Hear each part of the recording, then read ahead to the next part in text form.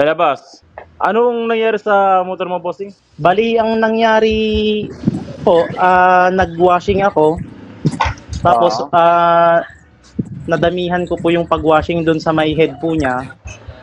Tapos, nung i-start ko na po ng kinaumagahan, biglang namatay na po yung sa may panel niya. Tapos, may narinig akong pumutok na fuse. Tapos, nung chinek ko po yung sa may ignition na fuse, yun po yung nabasted. Yung 7.5 na fuse. Opo, yung 7.5 ignition po. Pinakita ko naman po sa shop po, yun, hindi po nila na find out. Tapos pumunta po ako sa inyo.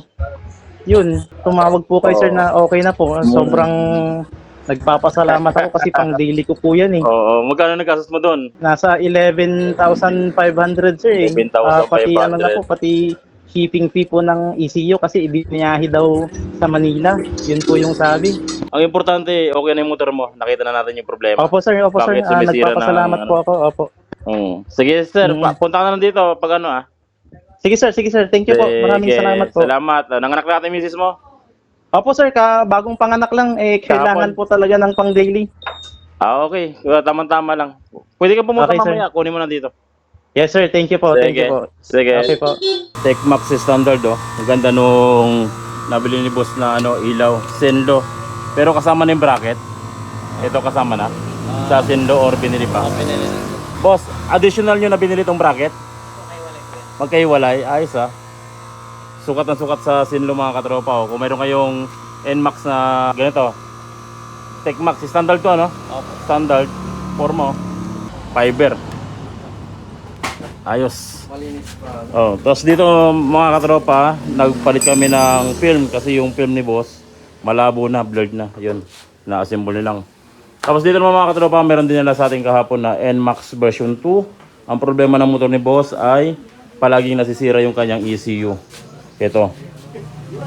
Yung ECU ni boss, nirepair na, pero nung ginamit niya, pauwi sa kanila, bigla na lang namatay uli at ayaw nang umandar yung kanyang motor. So ang history ng motor ni boss, nag-car wash lang siya.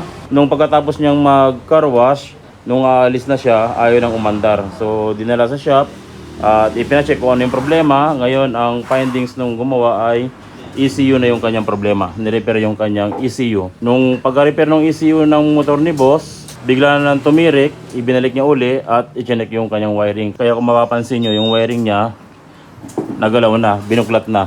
Check yung wiring, lahat-lahat, pero wala silang makita kundi ECU talaga yung problema. Kaya si boss, pinull out niya na yung motor niya, dinala sa atin para ipa-check kung ano talaga yung problema ng motor niya. Kasi halos 2 linggo na hindi mapatino. At syempre kailangan ni boss ng service, lalo na yung asawa niya ay bagong panganak pa lamang. Pero inaalala ni boss kasi yung gastos niya, nakapaggastos si boss dito ng 11,200.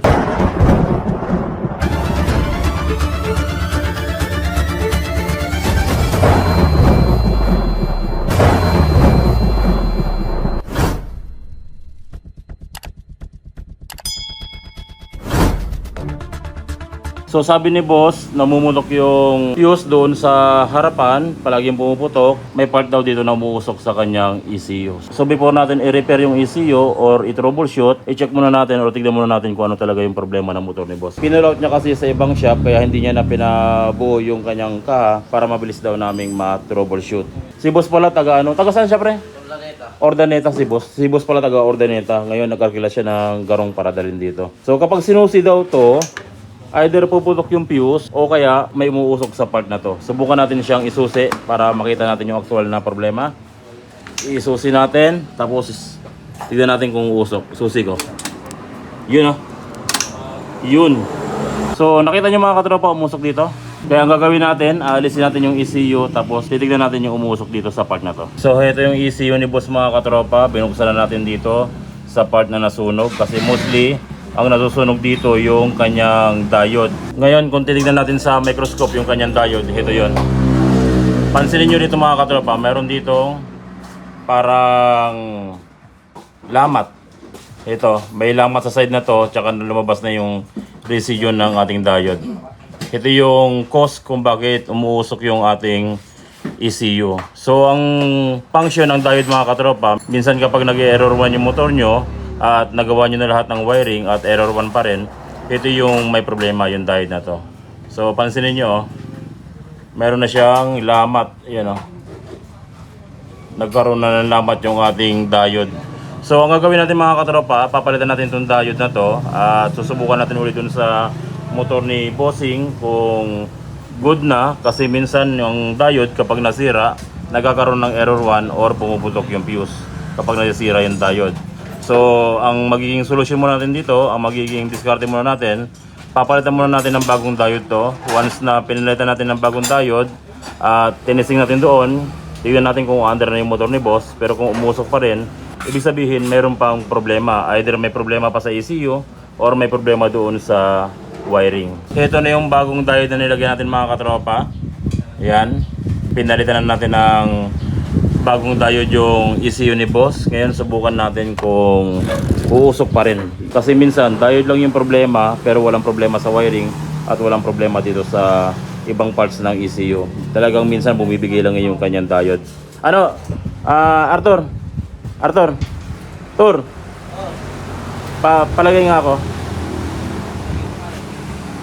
Pasuksok nga ako nito. Ito lang, oh. Yan. Dito, suksok mo yan. Si Tor pala mga katropa, nagtitraining dito kasi meron silang shop sa ano. Saan ba yan? Sa inyo? Sa Nueva Vizcaya, boss. Nueva Vizcaya. Anong pangalan ng shop niya? Gondales Motor Parts. Gondales Motor Parts. Kaya nagtitraining siya dito para madagdagan yung kanyang kaalaman. Sige Tor, salamat ha. Okay, so naisalpak na natin mga katropa yung ating ECU. At ito na yung bagong diode natin. Subukan natin uling isusi yung motor ni boss at titignan natin kung uusok pa rin yung kanyang diode. Kung hindi na umusok, try natin siyang panda rin. Pero kapag umusok or bumigay pa yung ating diode, ibig sabihin may problema dito sa kanyang sensor. Doon tayo mag-check kung saan part ng sensor yung kanyang problema. Pero sa ngayon, try muna natin, baka diode lang yung problema. Okay? Susi natin. Oh, yap. Umusok uli. So ibig sabihin niya mga katropa, may problema dito sa motor. Okay? So ang gagawin ko, papalitan ko muna ng diode to uli, bagong diode, pero sa pagkakataong ito, pag pinalitan natin ng bagong diode, sasaksak natin yung socket, hindi na natin isususi or hindi na natin pipihitin yung knob. Naka-off dapat yung knob para hindi na maapektuhan yung ating diode. So ito na mga katropa, yung pangalawang diode natin. Isasalpak uli natin dito sa motor ni boss, pero hindi na natin siya i-open yung knob.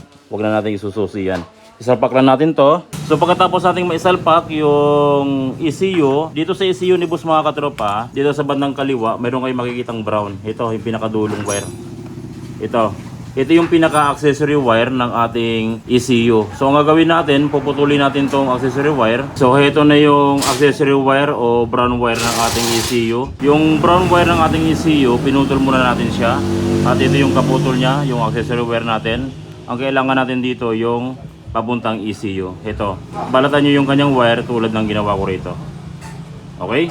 Pagkatapos nyan, gagamit tayo dito ng test light.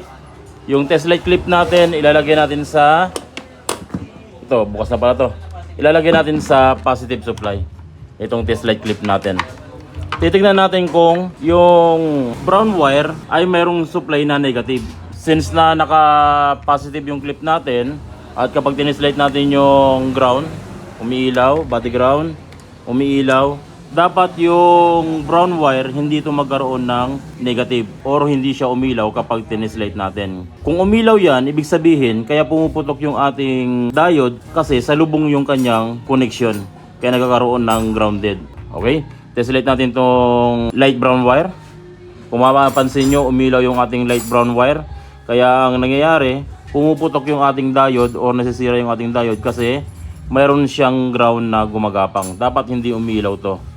Ngayon, kapag sinusi mo yung susi mo, makapasukan ng positive supply itong brown wire natin, isusupply niya sa ECU. Pero sa ECU naman, kabaliktaran. Nagsusupply din siya ng negative papunta sa brown wire. Kaya kung nagsalubong yung negative at positive, ang naapektuhan sa atin yung ating diode. Tignan nyo. Mayroong ground na dumadaloy sa ating accessory wire. Itong brown wire. Naka positive clip tayo, may dumadaloy na ground wire. Kapag ganyan mga katropa, ang ibig sabihin niyan, either may problema sa ECU or may problema sa mga sensor. Kung ganyan yung na-encounter nyo, palagi kayo napuputukan at mayroong negative supply na dumadaloy dito, ang gagawin natin, aalisin natin itong upuan. Mayroon tayong tatanggalin dyan na sensor at ikukumpirma natin kung tinanggal ba natin yung sakit ng sensor na yon at kung mawawala ba yung ground kapag inalis natin yung sakit ng sensor. So inalis na natin yung upuan mga katropa, pero ibabalik natin yung battery para makapag-test light pa rin tayo. Dito sa sensor niya, hanapin nyo lang yung sakit ng CKP sensor. Dapat kapag inalis natin yung sakit ng CKP sensor, mawawala yung supply dito na ground. Kapag nawala yung supply na ground, automatic ang may problema yung CKP sensor. Pero kapag inalis natin yung sakit ng CKP at mayroon pa ring ground na dumadali dito, automatic ang problema ay ECU. Ganun natin malalaman kung sino ba may problema, kung bakit na pumuputok yung fuse, kung ECU ba o yung sensor dito sa ating CKP sensor. So naka positive clip pa rin tayo mga katropa. I-test light natin yung ground. Okay, umiilaw yung ating test light. I-test light natin yung brown wire. Umiilaw pa rin, pero once na tinanggal natin yung sakit ng CKP sensor, parang Lindan, pasuyo ako, patanggal. Yan. Tignan nyo, in-unplug ni parang Lindon, nawala yung ground. Sige pare, i-plug mo. Mayroong ground. Tanggal pare. Walang ground. So ibig sabihin mga katropa, mayroon na tayong basihan. Nawala yung ground nung in-unplug yung kanyang sakit ng CKP sensor. Automatic, save na yung ating ECU pansamantala kasi nawala yung ground. At ang may problema yung kanyang CKP sensor. Ngayon, meron kaming CKP sensor dito mga katropa na Racing Monkey. Ito yung madalas na ginagamit namin na Racing Monkey. Or pwede rin kayong gumamit ng ano para yung ano, Seaworks. Pwede rin kayong gumamit ng Seaworks, pero kadalasan ang ginagamit namin dito ay Racing Monkey. So subukan muna natin kung talagang may problema yung kanyang CKP sensor. I-test light ko dito, tapos pare ilagay mo yan. Ayan, umilaw. Tanggal pare. Hindi umilaw. Isa pa. Umilaw. Pare yung ating Racing Monkey, ilagay mo.